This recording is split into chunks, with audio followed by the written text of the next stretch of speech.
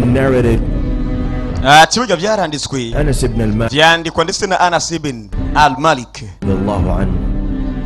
He said when this verse was yaravuze ati burya igihe uyu murongo werekanwa Shaitan cried. Satani yararize araboroga.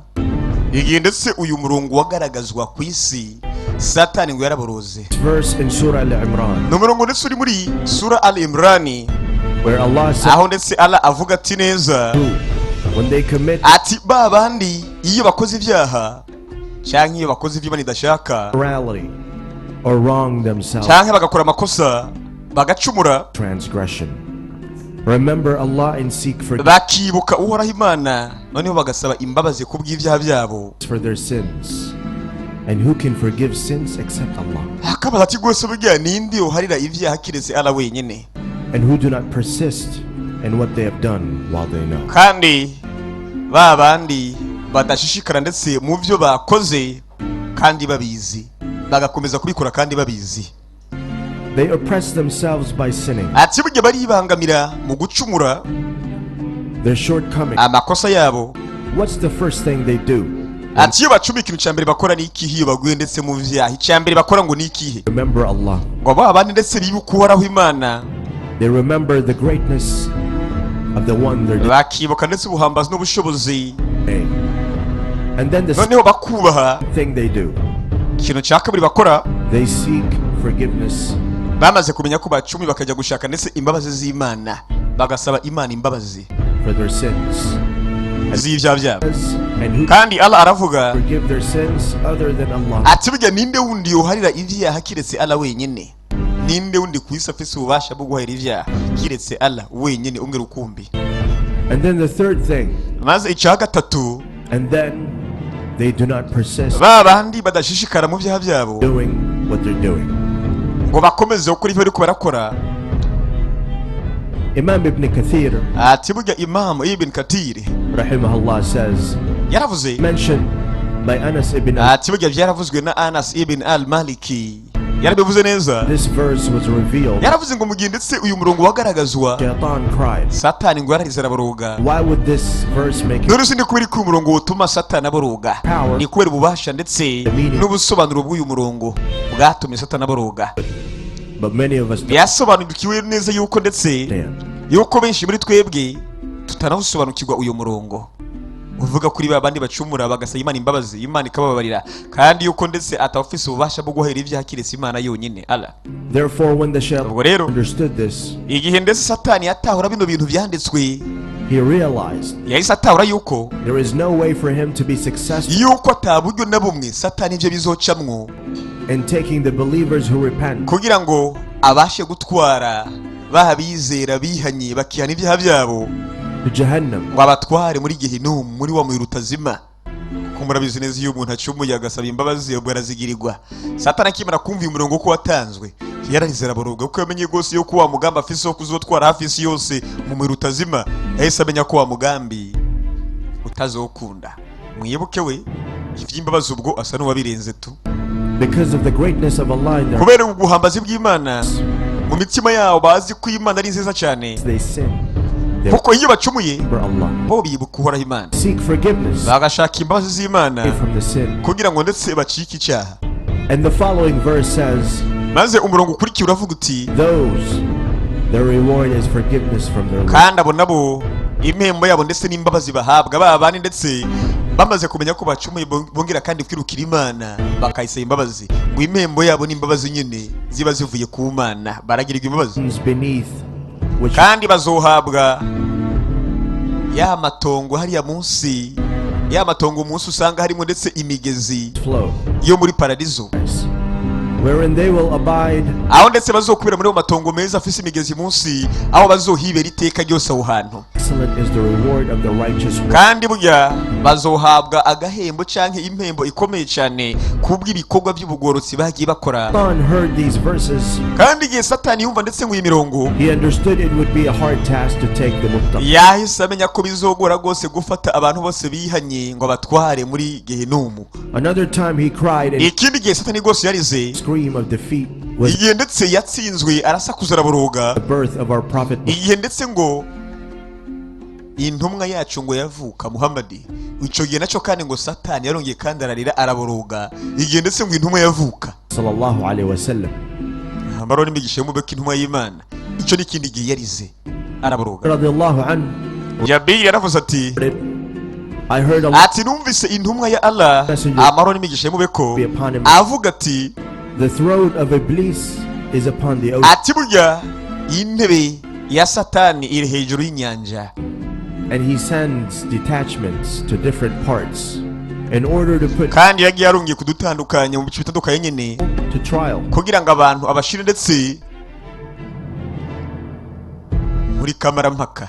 And the most important figure in his eyes kandi uw'ingenzi cyane mu maso yiwe is one who is most notorious ni wa wundi azi nabi cyane sowing the seeds of dissension. kuko yagiye yiba ndetse Satani yagiye yiba ndetse imbuto mbi mu bantu. One of them comes and says, I did so, muri bo ndetse araza aravuga ati and says you narabikoze. done nothing. Satani aravuga ati ntacyo wigeze ukora na kimwe. Amongst them comes and says, I did not muri bo kandi araza aravuga ati burya bear so and so until I sow. ntacyo nigeze ndeka ngo nkore ikintu nakigera kijya kugeza igihe nayiba imbuto z'imishamirano hagati y'umugabo n'umugore.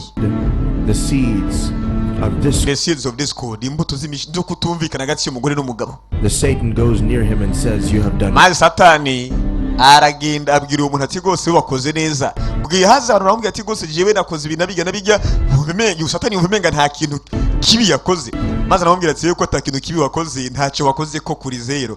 Haza undi aravuga ati bwiye nakoze ibintu mpaka aho nageze ku rwego rwaho mbiba imbuto yuko utumvikana hagati y'umugabo n'umugore. Satani aramubwira ati rwose wakoze neza ko wagiye gutandukanya abantu ukabarebamo ndetse ukabacamo ibice. Wowe wakoze agatendo k'ubwenge, ashimira wakoze nabi. Shino yaravuze ati he then embraces him. maze ngo aramwakira. Shaitan's throne was over maze ngo intebe ya Sekibi iricurangura so that it hung downwards ku buryo yasa nk'inenetse icuritse off of it.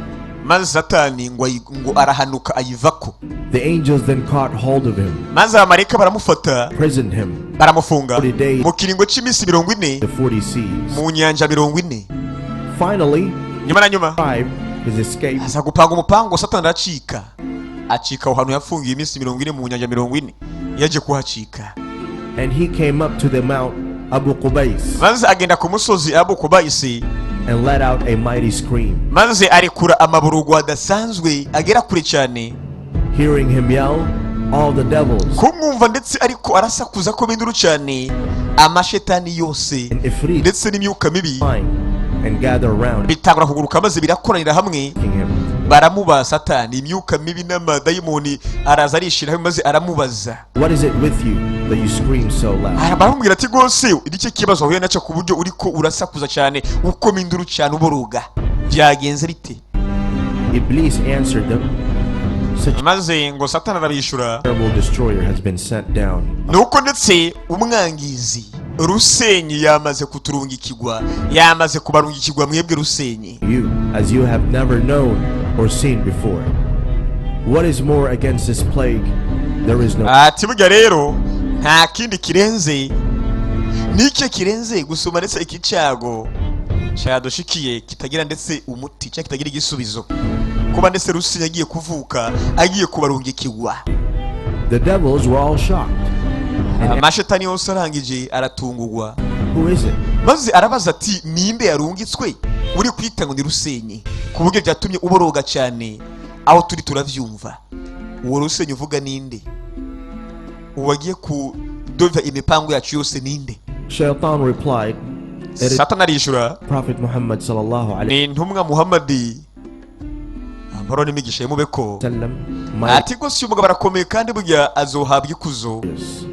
the son of Abdullah, uwo mwana wa Abdullah, son of Abdul Muttalib, uwo mwana wa Abdul Mutalibu who is born in Mecca tonight. yavukiye i Maka muri iri joro. niba ari gutuma ndetse ndira mburuga nk'uko induru cyane. He has the power to demolish all idols. ati burya uyu mugabo uyavutse ndetse muri ijoro yino muri Maka afise ububasha bwo kuzosenya ibigirwamana vyose And defeat all unbelief. kandi afise ububasha bwo kuzotsinda ukutizera kose kuri muri iyi si azogutsinda. He will bring the light of Islam kandi azozana umuco wa Isilamu faith anasanze ndetse ukwizera uhereye ndetse mu burasirazuba mpaka mu burengero. Uyu mugabo azogenda ashikano ndetse ukwizera made on earth ati nta nahamwe ku isi hazosigara where the call of unity aho ndetse umuhamagaro w'ubumwe has not been heard. utazokumvikana bivuye kuri uyu mugabo nyine. Azogenda kwiragiza ijambo ry'Imana, kwiragiza umuco buri hamwe ku buryo atana hamwe atazoshika, kandi ngo afise ububasha bwo kuzosenya ibigwamana byose biva bikagira. And the unbelievers kandi burya and obey. abatizera nabo bazomera nk'abakomwe. Trick and no deception will nta guteka umutwe nta n'ubuhemu prevail against his influence. buzogaragara ndetse kuvya azogera ko cyangwa kuvya azokora ibyo ntibizomuranga habe namba. The scripture he will bring will watch over his kandi ivyanditswe azozana bizocunga ihanga ryiwe ku buryo ritazoyegayizwa. and his religion and law will remain valid. kandi idini ryiwe ndetse n'amategeko bizokomeza kubaho mpaka. ni kenshi bagerageje kuri sinyamaga biranka kugeza uyu munsi baracari muri izo gahunda zo kwangiza Isilamu burundu ngo iranke, ariko byaranse. niyo mpamvu ugiye gusoma neza cyangwa ugiye kora propaganda zageze zikogwa n'abanyamerika n'abanyaburayi ntibifuza icitwa umuyisilamu ku isi, ku buryo bigenda bihuzwa n'ahantu humva bakubwira ngo umuyisilamu ubonye umenye neza ko ari cihebe, abana bagakora bumva ko abayisilamu bose bo ku isi ari ibyihebe. Bagenda bigishwa muri izo nzira. None ku buryo n'imishinge mu Burayi yashinzwe kugira ngo gusa yigishe abantu ko Islam ari kibi. Iyo video mukomeje kumanuka kuri Hakim Productions hariya anye muzoyibona ku mugabo ngani kuri Yarize Amiri. Ubwo iyo video nayo irahari. Ariko rero burya inganji y'umugabo ngo azogeza idini gibe kure, yongere kandi amategeko akomeze ahagume and in place until the day of judgment. kandi burya rero bizokomeza babe kugeza ku munsi w'imperuka. His followers being assured of the Lord's forgiveness. kandi urabye neza abayoboke biwe burya bazohabwa imbabazi n'Imana n'ubuntu bwiwe, kandi bizoba biri siri ko bazobihabwa koko bazomukurikira umugabo. bivuze ngo guhabwa imbabazi ndetse no guhabwa ubuntu bw'Imana byose burya bizokoma bihari kuri bo, umuntu wese azokubira ko azomukurikira. So he said, yaravuze ati another terrible scream. akimara kubivuga ndetse ahita kandi aboruga arasakuza avuga cyane. Some scholars mention that another sign ubwo abanditsi baravuga ko ikindi kimenyetso burya accompanied the birth of the prophet was cyaherekeje ivuka ry'intumwa Muhammadi devils yari amashetani yo muri icyo gihe. stricken with falling stars. rero amashetani cyangwa se imyuka b'icyo gihe ndetse yakomeje gukubitwa ndetse n'inyenyeri zakomeje guhananuka Are blocked from hearing any of the news exchanged by the angels. bituma ndetse adakomeza kumva ayandi makuru yakomeje gutangwa n'abamarayika mu kirere.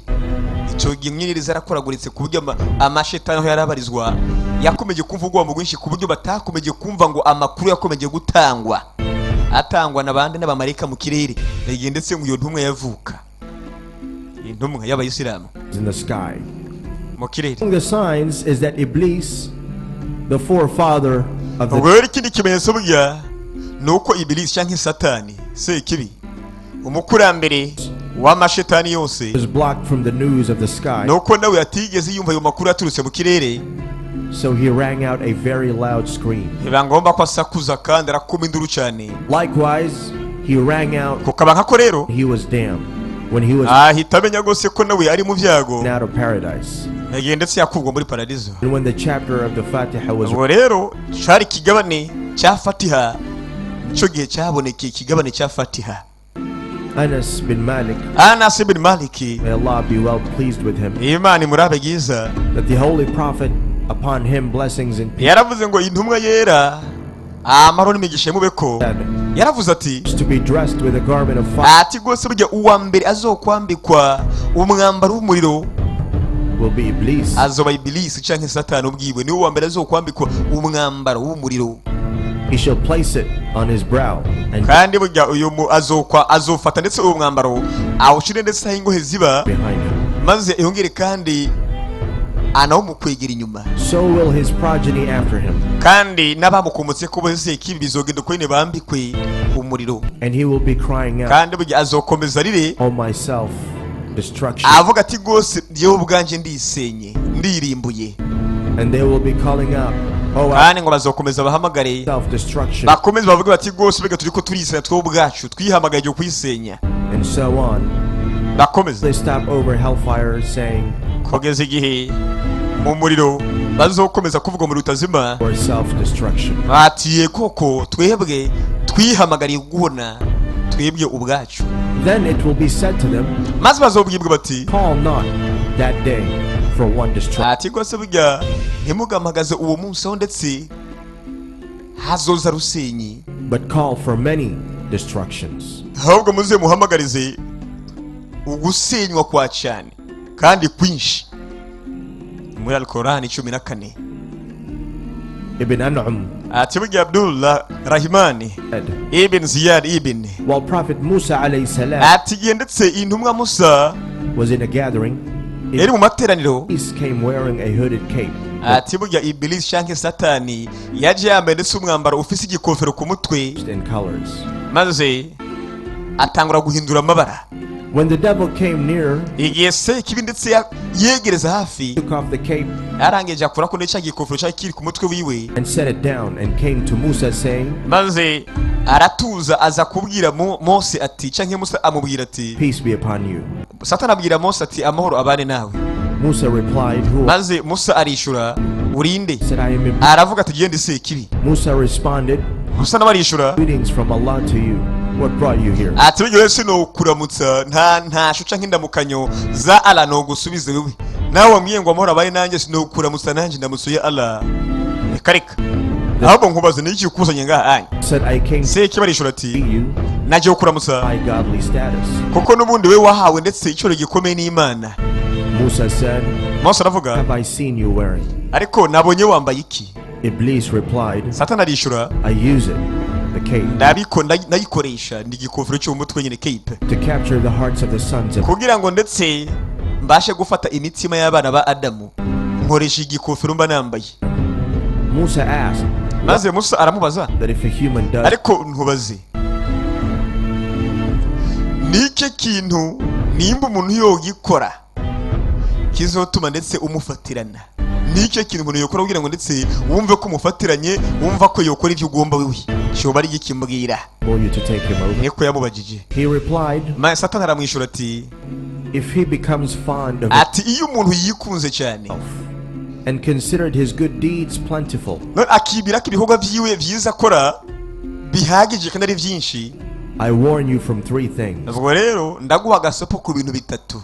First, icya mbere, never be alone with a woman that is not lawful to you. ubwo rero ubwa mbere ntuzigere uba uri kumwe n'umugore umarane igihe n'uyo mugore, cyangwa umarane akaya n'uwo mugore uri wenyine, muri babiri mwenyine n'umugore atari uwo biciye mu mategeko. uyo mugore ntimuze mugumane muri mwenyine, ni bibi.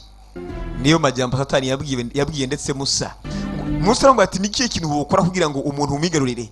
ati burya rero icya mbere muri bitatu, ntuzigere uba uri kumwe n'umugore atari wowe mu mategeko, mwisange muri mwenyine, izorangira ndagufashe.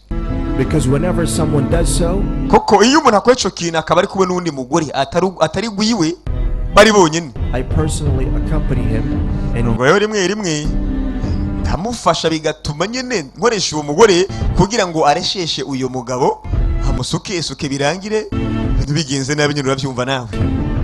second, icya kabiri, never promise Allah something ntuzigere usezeranira Allah ikintu na kimwe except that you fulfill your promise. kiretse nimba witeguriye gushitsa iryo sezerano, aho sawa. Whenever someone promises Allah something, igihe cyose umuntu azosezeranya ikintu Allah, I personally accompany him to prevent jewe ubwanjye rero ndagerageza nkakora uko nshoboye kugira ngo ntume uyu muntu adashitsa isezerano yasezeraniye Allah, from fulfilling his promise, ntabikurikirane, and never take an amount of money to give charity, kugira ngo ndetse ntazigire afata n'amafaranga manini ngo ajye kuyafashisha abantu bameze nabi canke bidahagaze neza iby'ubuzima, except that you make sure you give it to that charity. keretse wemeje neza yuko uzoyatanga ayo mafaranga aho ufasha abantu. Whenever someone takes an amount of money to give to igihe cyose umuntu afashe amafaranga agiye kuyafashisha abantu bagowe nyine, I personally accompany him to persuade him. jewe ubwanje ndaza nkamwumvisha ko atakwiye gutanga ayo mafaranga mbwate gose ayo mafaranga erega yagumye none se ubundi urayatanga ntiwayatumikiye ubwo urumva bapfa kuyatanga uko nyine bya byumviro biza mu bantu nyine iyo hageze mu gufasha abantu nk'uko Imana ibisaba kumva ngo reka shawe ubora yakora ibara yahangayikiye ngo yatangiye bwerere niko not to give it. ndamwumvisha neza kugira ngo ntabashe kuyatanga ayo mahera ayigumanire nkamwereka ibiza byo kuyagumana kandi yatanze yohezagirwa. Then Iblis walked away saying, maze Satani agenda avuga ati woe to me. ati nanjye ubwanjye burya ibara rizongwa ko ndaguwe muri make woe to me. Abivuga gatatu. I have taught Prophet Musa from what to warn the ati burya ngubushigishano kare ko maze kwigisha intumwa Musa cyanke Mose ivyo agomba kuburira abana ba Adamu. Yamenye ko naho ahubwo yihemukiye atanze amabanga. Surah Al-Fatiha ati Surah Al-Fatiha is chapter of the Quran. Nico kigabane gikomeye muri Quran. It is a light that was granted to ati burya numuco wahawe intumwa Muhammad amara n'imigisha yemubeko ndetse which had not been granted to any other prophet or messenger. Kikaba ndetse cyo kigabane kitigeze gitangwa cyangwa giherezwe iyindi ntumwa yari yo yose kuva mbere kiretse we wenyine abamubanyirije bose nta wigeze haba kino kigabane before him. Indeed, some of the Salafi stated uko bigaragara kandi nkuko bigiye bivugwa after was revealed igico kigabane ndetse cyagaragajwe let out a great cry. Satani bugeragera baruga mu gahinda kenshi because it holds a central position in the daily. Kuko n'ubundi uravye neza kigabane cyo kigaragaza neza umwanya w'isengesho rya buri munsi. The underlying theme of Al-Fatiha kandi uravye neza igihagarariye Al-Fatiha the contemplation and serenity ni kimwe ndetse mu byo kwihweza ndetse no kubaho utunganye names and attributes of Allah. Niyo ndetse ari amazina y'Imana n'uturanga twa Allah Pondering the creation. Niho ndetse abantu biyumvira kuko Imana yaremye bakiyumvira ku mazina y'Imana bakayarimbura ko muri make bakayumvira ko hajya amazina bakomeye. Acknowledging that he alone deserves praise. Cyo kigabane ndetse gituma abantu bamenya yuko wenyine ari bakwiye gushimwa no gusengwa no kwambazwa wenyine. That he alone should be asked for help. kandi ko ari we akwiye ndetse gusabwa ubufasha wenyine. That he alone should be feared and hoped. kandi ko akwiye gutinywa gusa atawundi akwiye gutinywa. And that he alone should be invoked. kandi ko wenyine akwiye ndetse guhamagazwa. That there is indeed a day of judgment. yuko ndetse hagiye kubaho ndetse umunsi w'iki umunsi wo guca urubanza. And that guidance has come to us and we are required to follow it. kandi ko haje umuco kuri twebwe haje ikituyobora ikitibara ko tutumubikwe kandi kuko cyaje ngo hituyobore tugomba kugikurikira. It calls us to carefully scrutinize our relationship. kandi kigabane kidusaba gukurikira neza umubano wacu n'Imana tubanye gute n'Imana. Are we living according to the ubuse tubayeho neza nk'uko Imana ibisaba? Has the right to be worshipped save of Allah or not? tubayeho twituzi neza yuko atawukwiye gusengwa kiretse Imana yonyine. Amasengesho yacu dukwiye kwerekeza ku Mana imwe nyine rukumbi cyangwa se uko tubayeho. Ikindi kigabane cyugurura despite its brevity kandi kigaragaza umutima ukomeye calls man to fulfill the rights of aho gihamagayira umuntu kugira ngo ashitse uburenganzira yashinzwe batahwidi. The right that Allah has over us to worship him alone. Kikatumenyesha kandi uburenganzira dufise n'uburenganzira bwa Allah afise kuri twebwe kugira ngo tumusenge wenyine atabane turinze kumubangikanya. Ndiko ico kigabane cyo twiyigisha nta nikindi hanini kikaba kinakomeye cyane. 30 places. Mu ibanza 30 this chapter summarizes iki kigabane neza the message of the whole Quran. Kigaragaza ahubwo ubutumwa bwose bwa Quran. Iki kigabane tababira ngo ni kuri Kyale Samiri mbere yuko ndetse uva kuri channel banza ugire subscribe ubwire mugenzi we yuko biri kubera kuri Kyale Samiri. Subscribe yawe wamara kwikanda ugafenda kunzogera kuri Kyale Samiri ukagira commentaire ukavuga icyo bimvira kuri video cyangwa ibiganiro ugomba kuzokora nko bisanzwe kugira ngo uzubikorerwe. Naho butaha kuri Kyale Samiri gusa kanda aho handitse sabone cyangwa subscribe ubwire mugenzi wawe kandi kuri subscribe video uyihereza abantu bose buzi ko bizera Imana bigende neza n'abatizera bujya mu nabahe arabe kubona rokoka. Naho butaha.